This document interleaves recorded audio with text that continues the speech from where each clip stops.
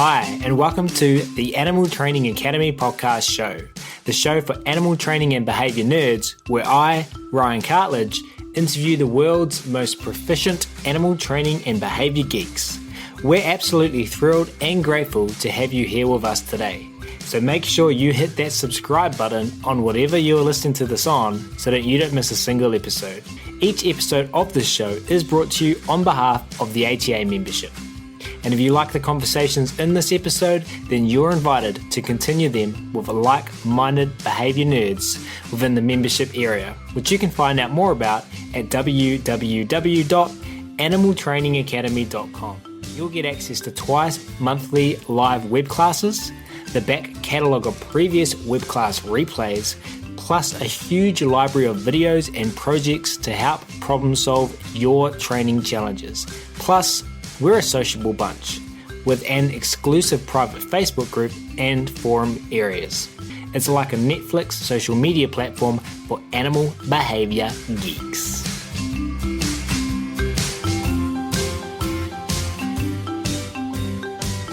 But we will start today's episode where we're super excited to welcome back to the show two special guests for numero uno of this episode. Returning to our show is, again, one of my favourite trainers on the planet, Miss Peggy Hogan, and her equally talented partner in animal training crime, the wonderful Monty Gwynne.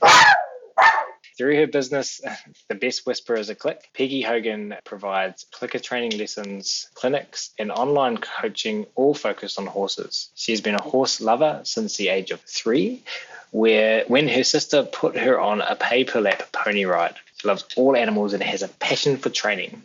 Peggy learned from clicker trainers of other species, as well as diving into the science behind the training with Dr. Susan Friedman. She's investigated ways to add more shaping, capturing, luring, and targeting to her clicker training for horses program, and is currently teaming up with today's other guest, Monty Gwynne, to reach the online community for teaching this amazing technology. And again, in the show notes, we will link to Peggy and my episode from all the way back in September 2018, 4 years ago. Monty is the founder of Equispeak and also a self-proclaimed training junkie, passionate about sharing decades of training experience with many different breeds and disciplines, which allows her to have great success solving issues using positive reinforcement. The focus of Monty's journey is on bringing positive, science-based horse training to the forefront and working with people interested in discovering this powerful tool. Having seen the joy that positive reinforcement training brings to both parties in the horse-human relationship over the past 30 plus years, for her, there is no going back. So without further ado, it's my very great pleasure to welcome back to the show today, patiently waiting by in USA and Canada, Peggy Hogan and Monty Gwynne. Thank you both of you so much for making even more time to come and hang out with us at Animal Training Academy. Thank you, Ryan, for having us back. And ditto, which is what I said the first time, but it's wonderful to be here. And it is so special to be amongst wonderful, supportive people there. That was profound, wasn't it? Awesome community. If you haven't listened to part 1 already, I highly encourage you to do so. And you can find that as the previous episode on whatever podcast app you're listening to this on. And we'll also link it to the show notes for this episode. In part 1, we got vulnerable. We heard Monty's story. We shed 1 or 2 tears. We talked about brave learning, the value in validation, sweat equity, and the importance of community. And if you haven't listened to it already and you just want to stick around for this episode instead, that's totally okay as well. Part 2 is going to be just as epic. We're going to talk about 5 uniquely and continually evolving refinements that both Monty and Peggy explore in their training. So let's get started. What is number 1? Peggy, do we want to do our cues? Yes. Yes. Teaching Peggy cues does. without using extinction, right? That's our big thing, I think. Peggy is doing it without frustration, without withholding. And we find out there's so many people don't really know how to add a cue. It's true. I think, especially with horses, we're so used to having our communication be something that occurs because the animal feels pressure from an external aid. So whether it's a rein or whether it's a leg or whatever, a wand, a whip. So So the animal is being given direction, but that direction is through an implement. So when you start to shape behaviors, and Monty and I both absolutely have focused on shaping behaviors in our lives, our careers. When you start shaping behaviors, it gives the animal a little bit of autonomy. So they have to learn how to offer behavior. And we take those offerings, and everyone who's a part of this community at this point, I'm assuming, understands successive approximation and shaping. And if not, boy, there are so many wonderful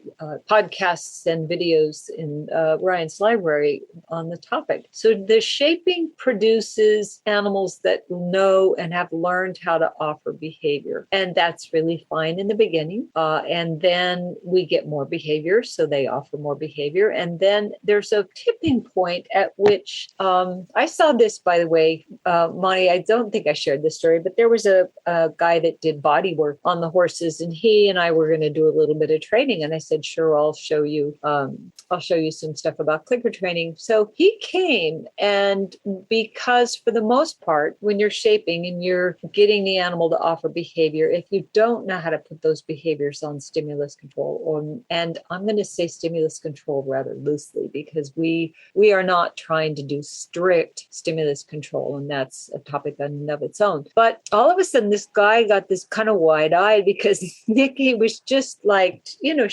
she didn't know how to handle this human being that wasn't giving her cues. And okay, I'll try a little harder. And then he just stood there, and well, okay, what about this? And, I had taught her that it's okay to go on ahead and offer behaviors. If you're not sure, stand still. But at that point, she really did like offering behaviors.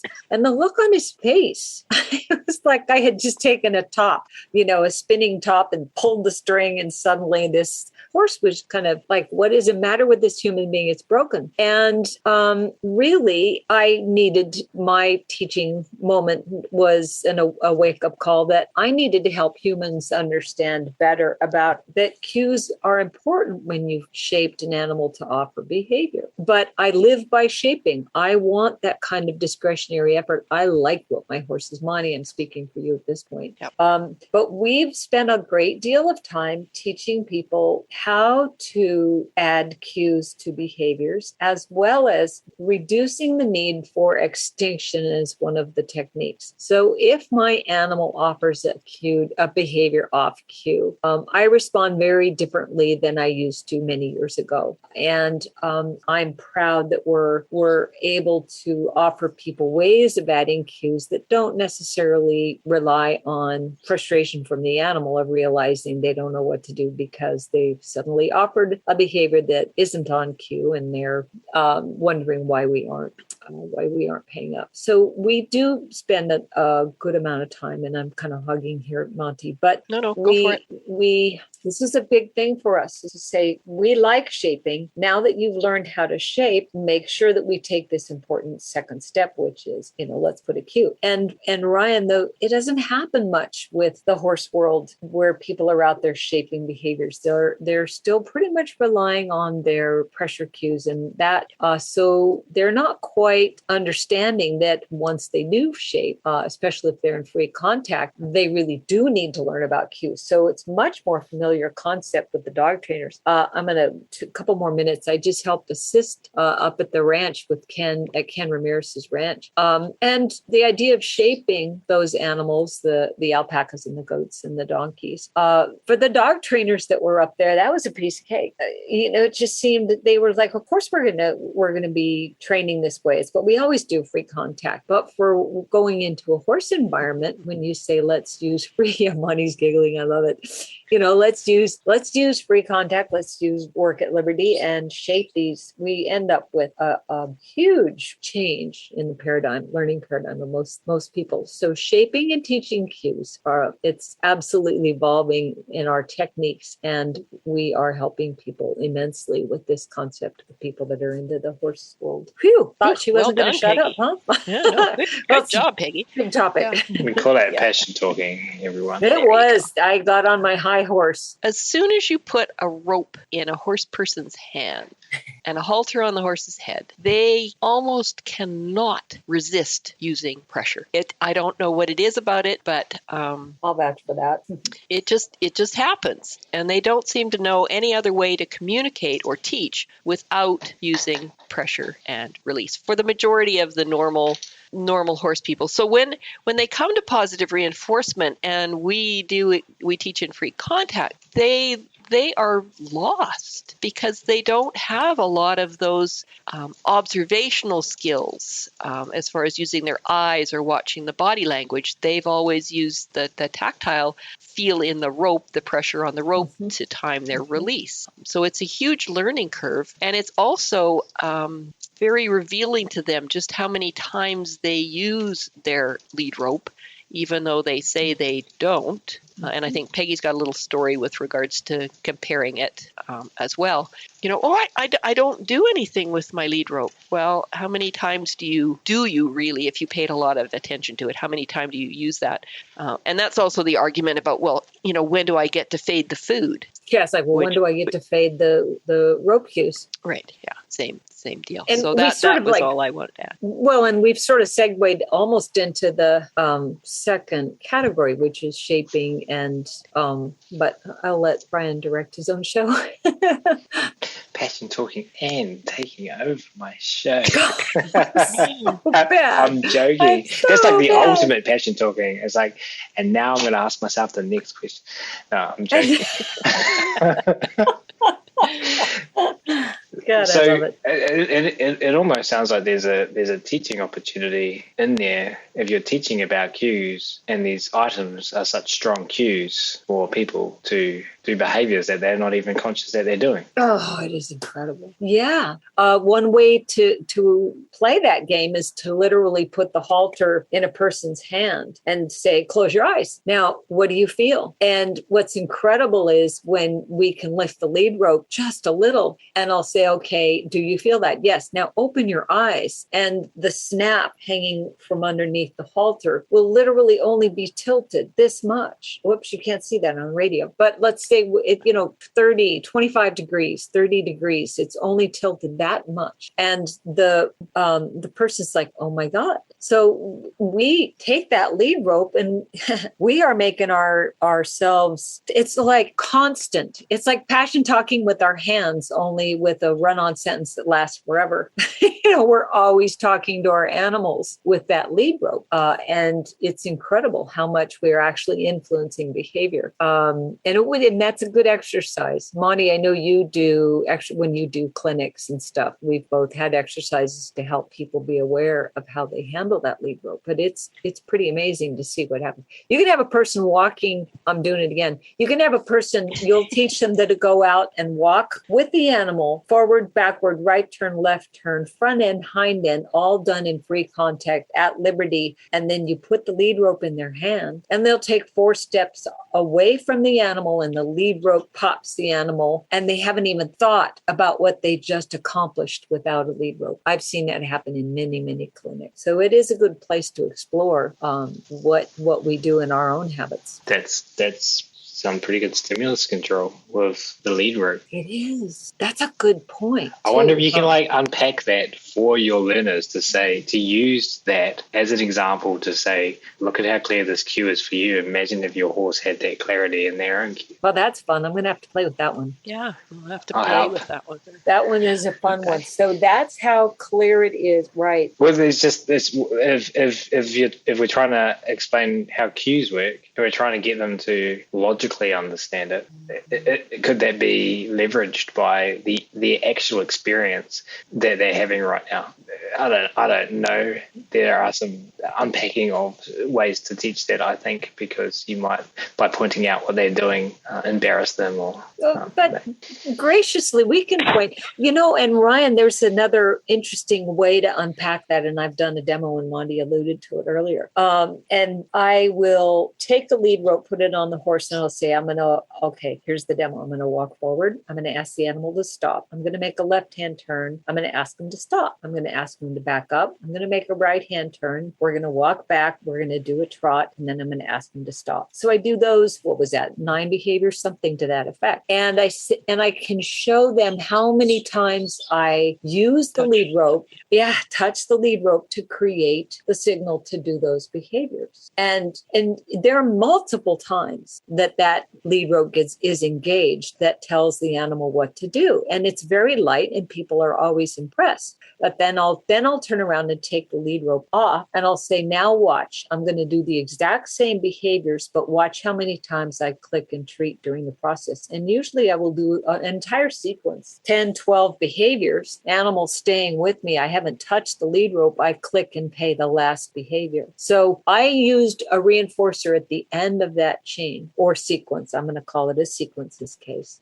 Click at the end of that sequence and one reinforcer. But then we could dive even deeper. And I don't think that's what we're trying to do in this because cues become reinforcers, right? But let's just say how many times I touched the lead rope to tell them what to do compared to how many times I reinforced the entire sequence with that one last click and that.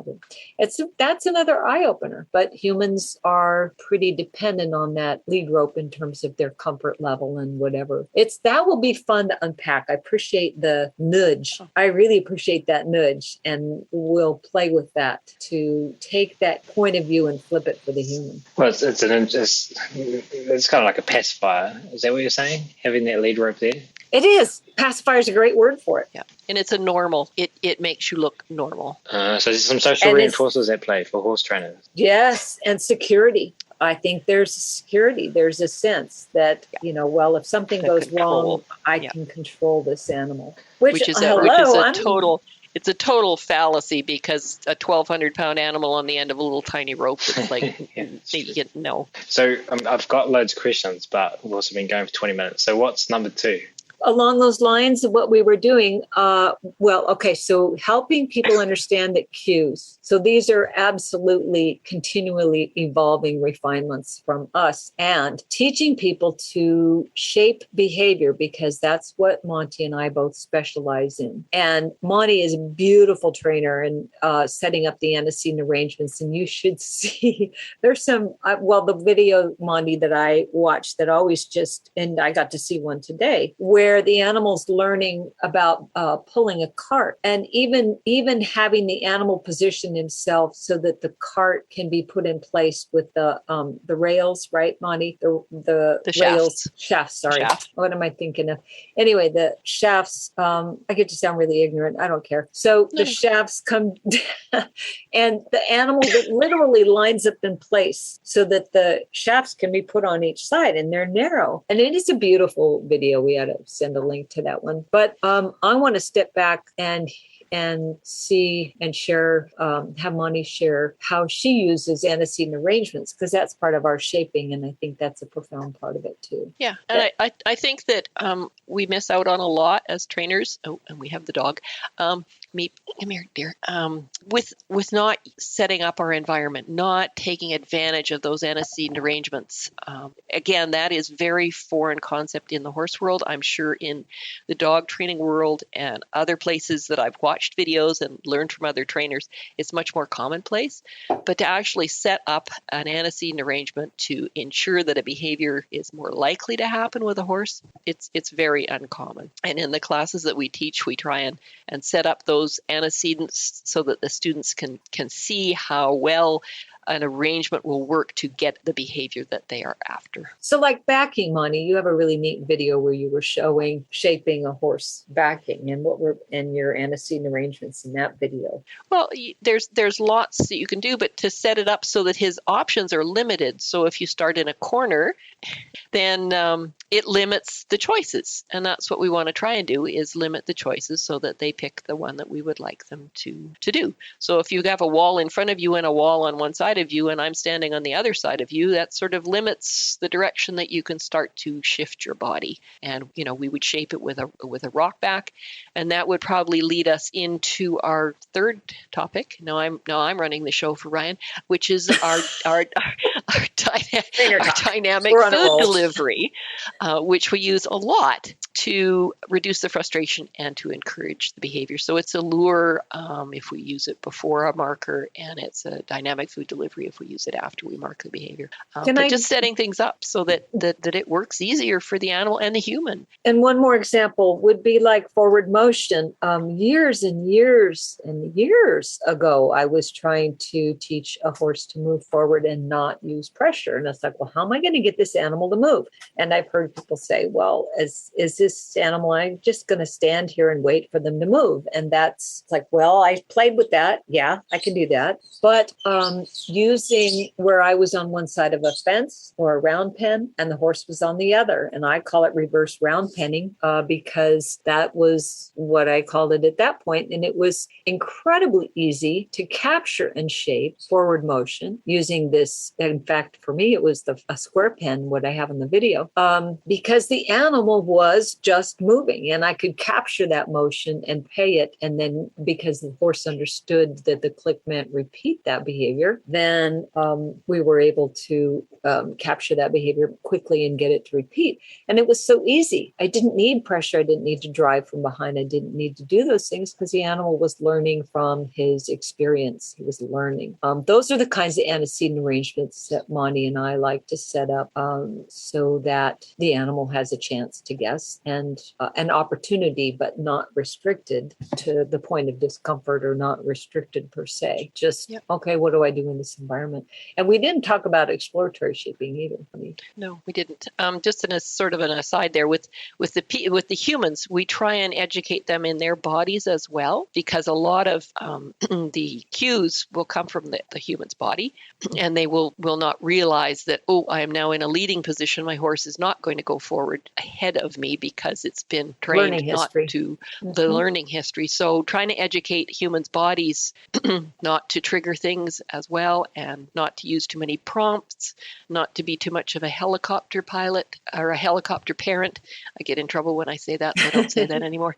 But allowing the animal to figure out that it's their behavior that they're doing that is causing the reinforcement to occur. And Ryan, this is so natural to what you've learned and what you've already promoted. So it is still more new and unexplored in the horse world. I think it gets back to that thing when said the horses are big and they can hurt us. And so people are afraid of motion. But we even have exploratory shaping that we do, which is kind of a free form. Let's go see what this animal offers in this environment, that I can just continue to give little amounts of food that keep the interest up, but I'm going to see what this animal can offer. So I'm encouraging the animal to explore and continue to explore, while I can then begin to see, what do I want to start isolating and clicking for? But we send them out even without clicking in the beginning. By the way, that's another fun thing that Ken was having people just do. He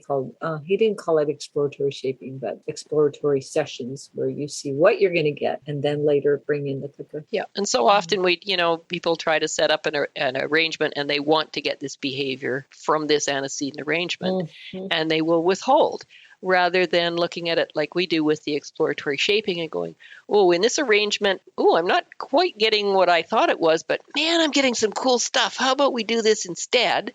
We select these behaviors instead, and then set up a different antecedent arrangement that might facilitate getting the behavior that we originally set out for. That's huge. We don't want to miss the opportunities of behaviors that are maybe even more fascinating and cooler, if I have to use a dated term.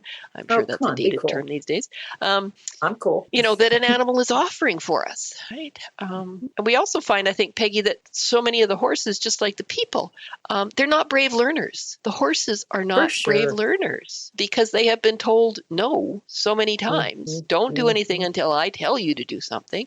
That they don't offer behavior. They're very tentative. That's true. It's interesting, where I've seen horses literally offering like 2 millimeters at a time of any kind of slight motion, like, should I be doing this? It's incredible how timid they can get. Well, that's reinforcement history. Yeah, no kidding. Ryan, we're off kind of galloping. We've got a little horse race going here, right? We're both going.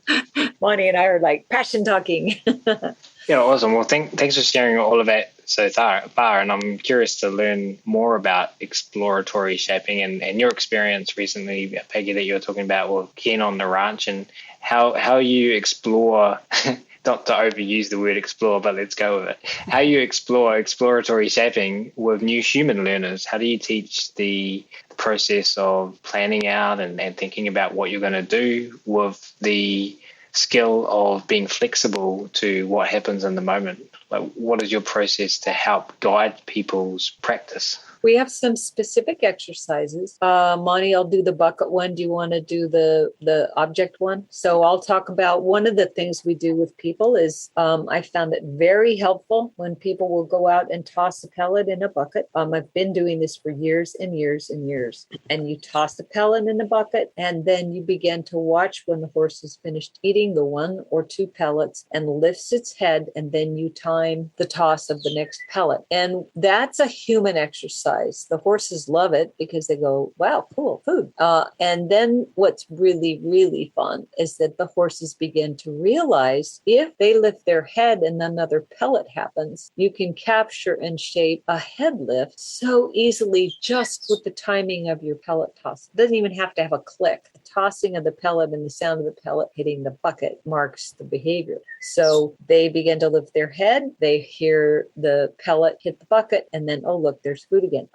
And that right there begins to open the door for people to see the timing of when to add a reinforcer based on what the horse is doing and increase their observational skills and realize that watching the animal repeat the behavior is part of learning shaping. It isn't watching what we want, it's learning how to watch what the animal's offering. So that's one really, really brilliant way to help people learn, as well as horses learn that their behavior matters. And then we do another exercise. So hang on. Yeah, it also, the bucket game also teaches the horse, and I think you sort of said it, but I'll say it in a little different way, that it's their behavior that causes the reinforcer to happen.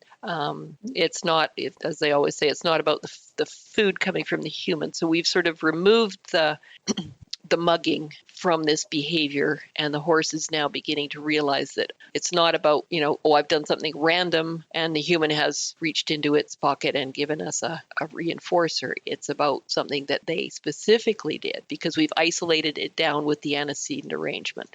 Is that sort of? Yep. Absolutely. That's beautiful. I imagine that you are focusing on equines, but I imagine that's a game. And sorry, all of the podcast listeners, because we're tripping everyone up here. Now, do you call it the bucket game? I know there's a very specific dog-related. No, I used to before. Called the bucket game. I called it that before Shirag had his bucket game. I was calling the original this other thing, game. but I don't care what it is. We can call it toss your cookies as far as I'm concerned. But I would be stealing that from Aaron Clayton, so that's fine. Have you done it with other species? The bucket game? Your bucket game? Dogs? Because I imagine it would work great with dogs. It's just a container, and yeah. You can get a head lift and a beautiful attention behavior out of this quickly. And it teaches a number of skills. You just have to have the right size bucket. And it's easier with dogs because it's easier for dogs to find the pellet, whereas horses in the beginning, people really struggle because they go, well, I tossed it in the bucket. How come they're not getting it? And really it takes a bit of effort in the beginning to get people to realize it's takes horses longer to find a pellet in a bucket or even realize that the pellet is in the bucket. They don't. It's really don't interesting track. to watch them. Yeah, they don't track like a dog, Not and at they're all the so same used to. way. Well, part of it is they're so used to being fed either by hand or their hay. their Nothing hay. ever runs from them. Nothing ever moves. It's right under. Once they aim their big old heads, they can. There's the food. It doesn't move. Yeah. And they're usually tied to the motion of the hand of the human if they've been doing any clicker training for a while too. So it teaches the human learner to be observant of, you said, not only the behavior they're looking for, but the behavior happening. Is that how you worded it? The timing. It's the timing. It's the animal's timing that people learn about, because that's instrumental. There's the word to, I think, good shaping is being able to follow the timing of the animal. Yeah, absolutely, Peggy. I'm glad that Ryan brought that up. But yeah, it is learning the timing of each individual animal, because they're all different, and we have to train at their pace, especially initially, for them to be able to understand what we're trying to do and be predictable, so that then we can get behavior to repeat. Yeah, and rhythm's a big part of the way Peggy and I train. And you said there was another game you're going to share? That's what I'm supposed to talk about, which is the if you have a novel object, we can use what we call dynamic food delivery a little bit, although here it would be more of alluring because we're not marking anything yet. But if I was to present an object to a horse, I could have it engage with it different parts of its body, depending on where I placed the food to encourage it to engage with this object. So if I place the food on top, it's more likely to sort of touch, or the food in my hand on top of it. If I place it towards the front of it, we might get a nose push after it takes the food and sort of explores the object. So the food placement encourages variety in the behavior that the horse is offering, so that we can again look and see what behaviors we might be able to select from what is being offered. Peggy refers to it, and we refer to it as our soup. We're stirring the soup and seeing what vegetables appear. So what keeps the behavior being offered is quick reinforcement. We pay quickly and frequently. So it stirs the pot. That means once the pot gets stirred, then we can see the vegetables swimming around in that soup, which is whether it's a potato or whatever, and we can begin to isolate and pick out more of what we want. But this feeding without clicking in the beginning, oh, look, I've got a little bit of that. Okay, I'm going to go with that. Or if it doesn't work out, we haven't clicked 15 times in a row of something we don't really want. So can I give an example on that one? You can, but I want to repeat the soup metaphor back to you to make sure I've understood. So if you've got soup and you have chunky, so it's a chunky vegetable soup, right? Yes. And if it's just standing on the bench top, the vegetables might fall to the bottom or clump together in an undistinguishable mass at the top of that, which would float. And so by stirring the soup, it separates all of the vegetable out, and therefore if you wanted carrots, it would become a lot easier for you to easily pick out the carrots. And the stirring is a metaphor for different behaviors, getting the different vegetables. So by feeding in a position that helps, and by feeding quickly, not quickly resorting to just a clicker, but feeding for quickly and frequently for engagement. I should operationalize that for the animal offering. All right, so you're just clicking for, you're reinforcing anything, not a specific behavior, everything. Okay, that's. But we're not clicking until we begin to see something that starts to emerge. Yeah. So we're kind of holding the click back a little bit. Let's just see what the animal does naturally offer in this context. Right. So clicking frequently and a lot. We're paying frequently. We're paying. No, not clicking until we see a vegetable that we like. That's okay. I use those words interchangeably so much that I wasn't able to generalize to this podcast episode that we're actually separated them out. Sorry. I'm going to stir my pot, separate the word clicking and paying with food out. But you mentioned also in there food placement is important, or that's not important? Yeah, well, that's kind of the next. It is highly important. It's the next part too, in that we were talking about, and they go hand in hand. So the dynamic food delivery, I used to call it paying for position, but then people were saying, well, no, Bob Bailey, that's his phrase, and so he uses it differently. So dynamic food delivery, Monty and I worked that definition, and because truly where I pay is going to influence what the horse does. If I pay an item low near an object, then chances are they're going to say, oh, look, an object. If I pay higher and away from the object, their hoof might touch it, and they will say, oh, look, an object. But what made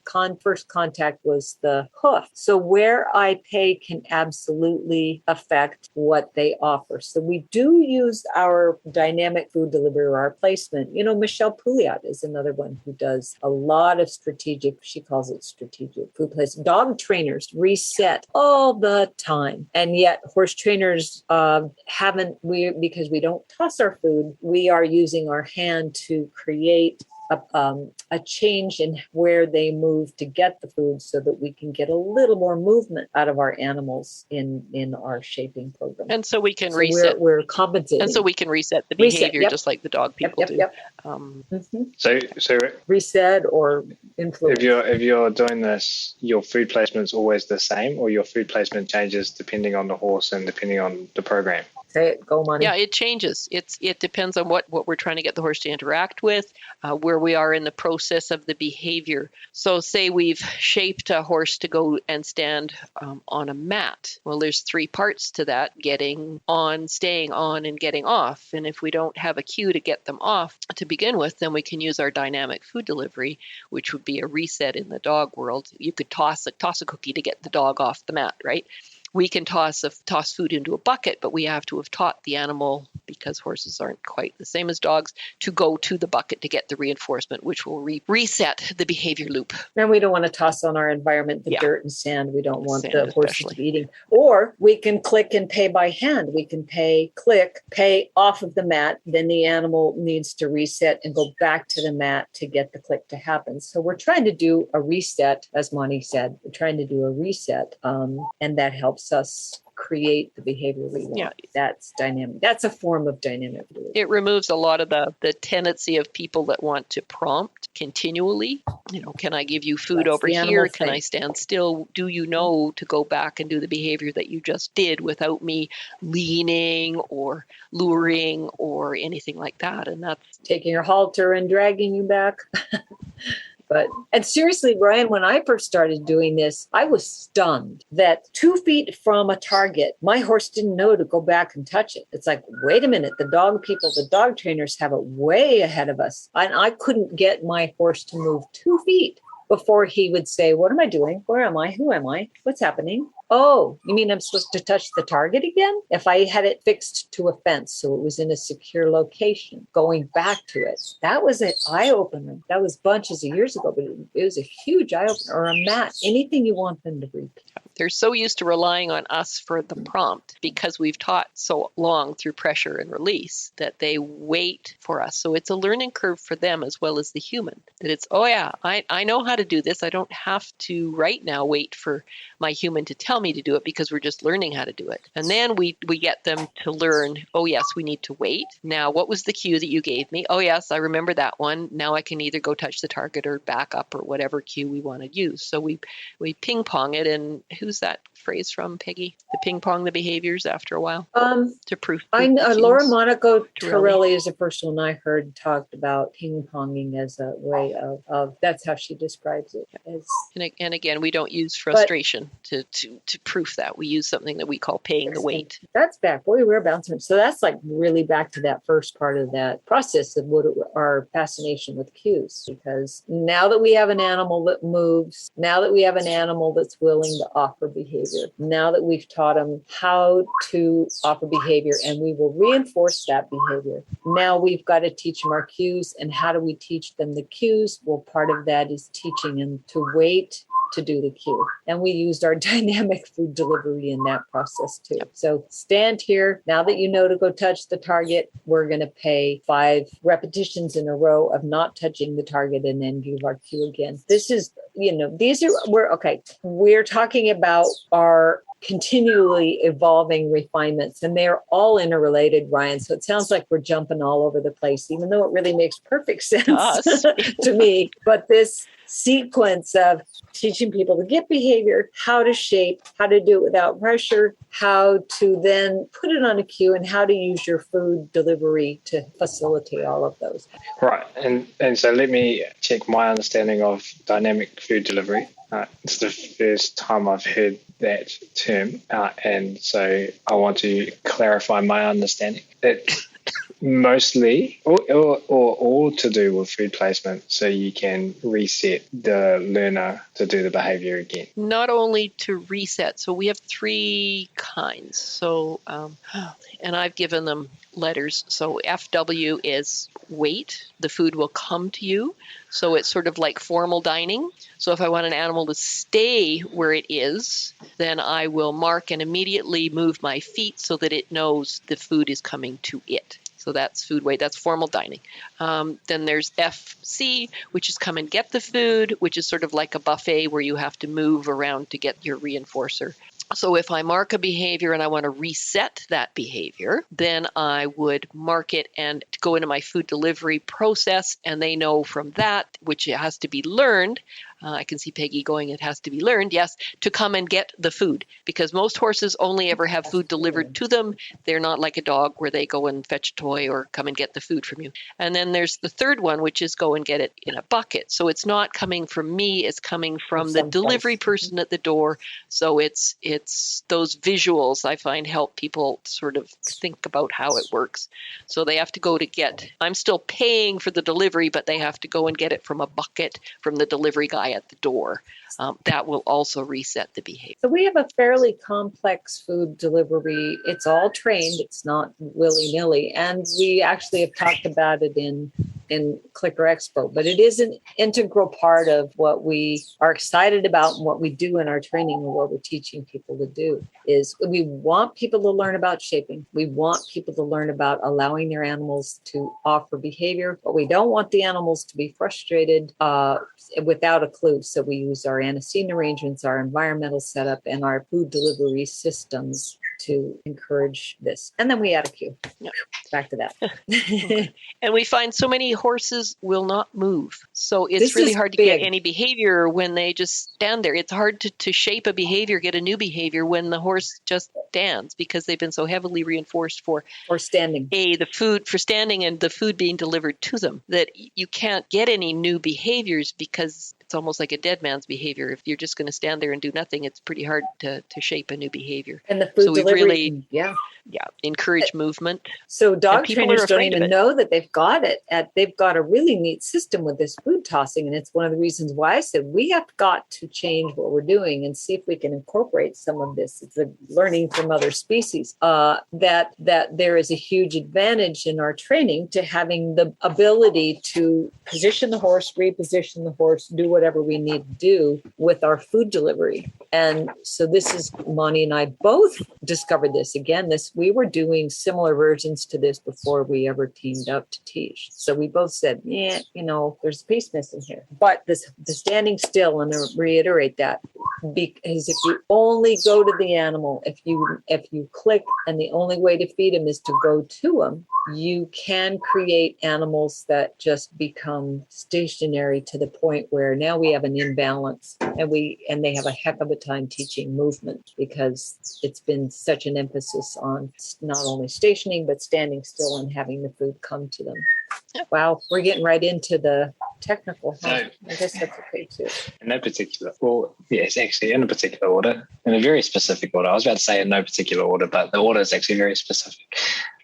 Your 5 things are, and I'm not confident that I'm not going to butcher the order: get behavior, shape behavior, teaching cues, setting the environment up well. Dynamic food delivery fits in. So it's dynamic, well, that makes sense. That where the food is being delivered and your reinforcement process all of the ones that you just talked about, which I agree teaching cues is something that isn't considered always. Where's the food going to be kept? How is the food going to be delivered? Where's it going to be placed? Does the learner know that behavior? Does your horse know that behavior? Does your dog know that behavior? And so that was 4. There was 5 though with food delivery. Dynamic food delivery was my last one, but that is also, as you said, setting the environment up well. Was there one I missed? There's one we didn't talk about, is what to do when we don't get the behavior we're expecting. So maybe we did 6, but that one is a big part of what we really think, and we're continuing to evolve. What do we do when we don't get the behavior? How do you teach that? What do you teach to your students? To people, we say, if your animal doesn't do what's expected, you can change your timing just a little bit, but go on ahead and feed and set up the next repetition for success. So we're not, what we do see people tend to do is this with their body. I'm not paying for that. No, I'm not paying for that. No, I'm not going to pay for that. Well, no, that's it. Well, I can't possibly reinforce that. So the timing of their training gets so skewed from the animal's point of view. The animal is used to a rhythm and a timing, so people just completely shut down. And with horses, that can really cause frustration. So is my bird, is this being too noisy with the bird? I think it's okay for this episode. Okay. Just go on. Okay. So anyway, that's a big deal. And we're definitely trying to help our animals not experience frustration during their shaping. And there is a difference between a cueing and a shaping session, but we won't get into that. We do tend to use a lot of just feeding if they're not quite offering the behavior we want. Again, the dynamic food placement to try and help get back to the behavior we'd like, and then we can mark that closer approximation. But we don't withhold food. We tend to feed a lot without a marker. Well, I like number 6, and I want to number 5 or number 6, depending on how you look at it. Whatever, yeah. Number 4, 5, 6 combination. So thank you for sharing all of that. We are reaching towards the end of our episode, but I've taken away a lot from that. And as I think you've said multiple times, that's another whole webinar in itself, or we won't go into that today. There are many rabbit holes, and I think you actually did really well at keeping that concise and getting those points across. So thank you so much for sharing. For our last question of this 2-part episode, Monty and Peggy, could you please take the listeners into the future now? And I asked you this question 4 years ago, Peggy, so we have to rewind and look at what we talked about back then. Can you take the listeners into the future and share what you'd like to see happen over the next, I'm going to phrase the question, the next 5 to 10 years in the animal training world, but if you want to narrow it down to equines, then that's totally okay. Go, Monty, go. Go, Monty, go. Okay. I think, going back to our 5 points, we'd like people to understand the importance of cues and to use not only physical tactile cues with horses, but verbal cues that are taught, say correctly. Yes. Okay. Understand the science behind the training. Go and take Susan's class. Learn more about what you're doing, what you're trying to do. What else have we got? Get folks to take lessons earlier before they get into trouble. Use more shaping and start buttons, more control and consent in the animal training world. Getting it into the veterinary behavior practice, getting it into the vets. The large animal vets certainly do not do it nearly as much as the small animal vets as far as force-free, fear-free training. They kind of come in, and it's like Peggy said, they're big horses. They're used to not having well-trained animals. Yeah. Quickly, I can just quickly say that my vet, I'm very fortunate. She brings all her students here and says, now look at how this could be done. I love it.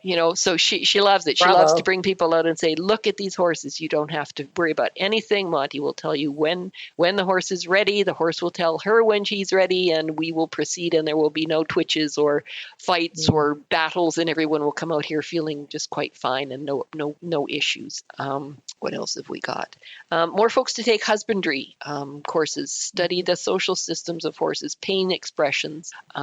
Humans are not, horse owners are not aware of those things. They really aren't, because they're so commonplace and accepted that they don't recognize them as being a horse in pain. Take away all the gadgets that we use to train in the horse world. There's the bits and the crops and the whips and the spurs, and man, are there some nasty things. Yeah, all the roll curring that's actually physically damaging the horse's body as well. It's hard. I can't go and watch a horse show. I can't either anymore. What else we got, Peggy? You got to have some here too. I'm going to do woo-woo a little bit.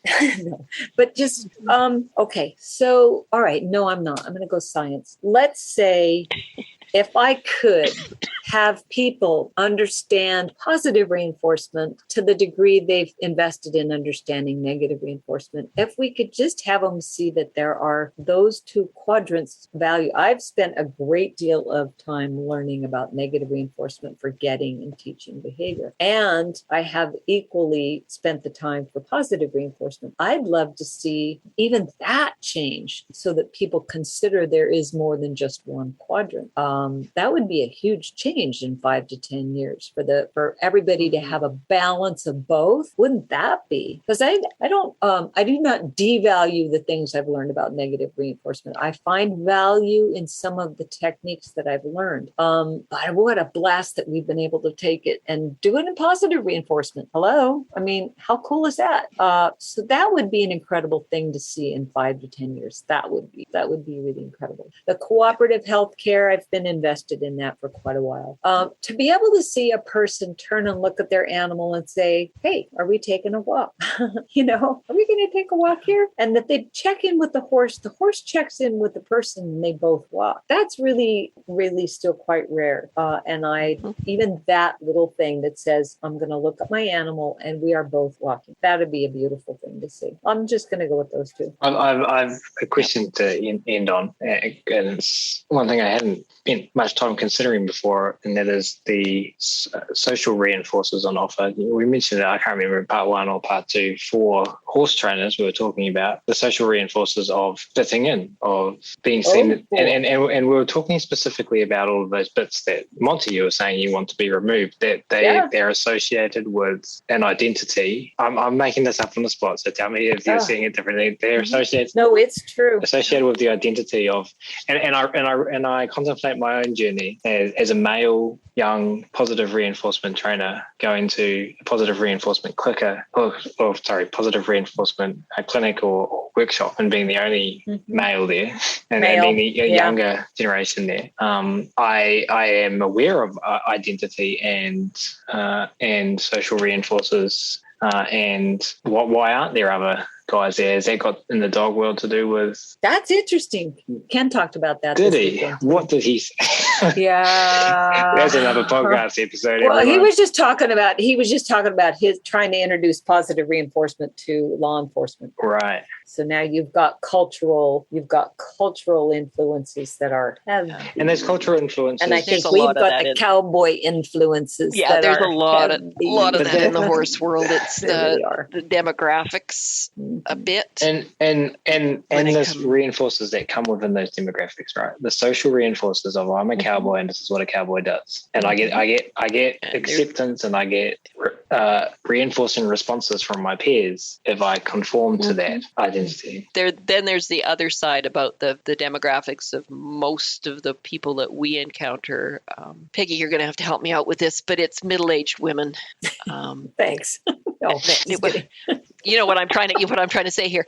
They tend to still look at they need to be. They keep being told that they need to be forceful and they need to stand up for themselves and they need to dominate this animal. And it's always a male instructor, or 99% of the time it's always a male instructor, a male trainer, that will say you're being too soft. Don't let them do that. Don't do that. So there's a webinar, man. The pressure on women to behave as men around horses. That, and being mocked for the tenderness, the softness, the compassion. Make your animal compassion. You're trying to make your horse into a pet. Oh, wow. That would be a fun one to explore, because Monty, you nailed it. There is a tremendous amount of peer pressure on women by a lot of the male instructors in the horse world that we are being put down for the very thing we bring to the table. Yeah. And they are nasty put downs. Yeah. They are. Yeah, they are. Yeah, been there, done that. So it's hard. Wow. It is exceedingly hard. Yeah, I don't have anything to add other than I'm curious about how we provide reinforcement for engaging in behaviors that we would label as learning about positive reinforcement. Yeah. And I think it has to start with the younger generation. I don't think you're going to change the mindset of the majority of horse trainers out there that are Peggy and I's sort of era and even younger than that. You don't have decades worth of reinforcement history to compete against already. Can I say one thing though? I was working with a client, and she was surrounded in a it was a cowboy environment, and he walked by us, and she left the area, and he said, "Is she ever gonna ride that thing?" All right, that was exactly how he said it, and I stopped and I thought, and I said, this friend of mine has had a back injury, and she's able to keep this horse and do a lot with it, and this horse is really important to her, and this is an opportunity for her during this really difficult time, and she's using these techniques, and they're keeping her safe. I said, so maybe you can look at it from that point of view. And I must have said it just right enough that he stopped and backed up and really did change his tune. So education is, he could have just told me anything different too, but that one was I think it was an eye opener for him, is to step outside of his own paradigm there. I had to think long and hard to say it that way though. That's part of the cowboy culture is the toughness and the could be, yeah, a lot of it we see. Well, there's the rabbit hole. Finally found one. We've been searching really hard, everyone, for 2 episodes. Jessica, they're right there. How do we miss it? But hey, this is a good topic. Thanks so much for sharing everything over these last 2 episodes, Peggy and Monty. Just before we do officially wrap up, though, can you just remind everyone where they can go online to get in touch and find out about what you got going on? Okay. Peggy? YouTube, I have gazillions of free videos on YouTube. You can search Peggy Hogan. There are 2 of us. One is a Japanese vocalist and the other is a horse trainer. So I'll leave it up to you to find the right one. And she's a good vocalist too, by the way. And also I pretty much clickertraininghorses.com, and on Facebook, same name, Clicker Training Horses, Peggy Hogan. So you'll see it on the typical Instagram, Clicker Training Horses. That's kind of my little, but my tagline is the best whisper is a click. So that is also another way to find it. Clicker Training Horses is easier to remember. You can find me at equispeak.com. The same on Facebook is Equispeak. I'm on Instagram, but not a lot yet. Working on that. And the tagline for that is Monty Gwynne, all one word. What else? I've got lots of free material on my website, lots of blogs. So go and have a boo and check it out. And Peggy and I offer courses regularly as well online. And we'd love to see you come and join us on this little rabbit hole. Fantastic. And we will, of course, link to all of this in the show notes as well. Peggy and Monty, this has been so much fun. So from myself and on behalf of everyone listening, we really appreciate you taking the time to come on. Thank you so much. Thank you, Ryan. Thank you, Monty. Thank you, Ryan.